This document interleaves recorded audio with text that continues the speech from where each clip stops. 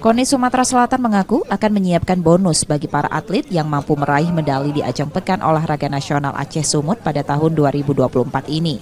Adanya bonus tersebut diharapkan mampu memotivasi para atlet Sumsel untuk mampu banyak medali di ajang PON ke-21 nanti. Untuk besaran nilai bonusnya sendiri, kemungkinan besar akan menyamai atau sedikit lebih banyak dari bonus yang diberikan kepada para atlet peraih medali di ajang PON Papua sebelumnya. Pada PON Papua yang lalu, peraih medali emas mendapat bonus 300 juta rupiah, sedangkan pelatih 150 juta rupiah.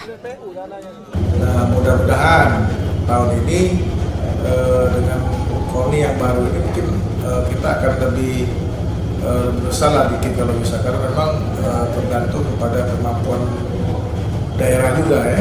Mudah-mudahan ini juga bisa sesuai, paling tidak sama atau melebihi lah dengan apa yang sudah diberikan pada undang-undang PON yang sebelumnya. Terkait dengan bonus, KONI Sumsel juga sudah berkoordinasi dengan pemerintah Provinsi Sumatera Selatan, dalam hal ini Dinas Pemuda dan Olahraga. Nur Muhammad, Kompas TV, Palembang, Sumatera Selatan.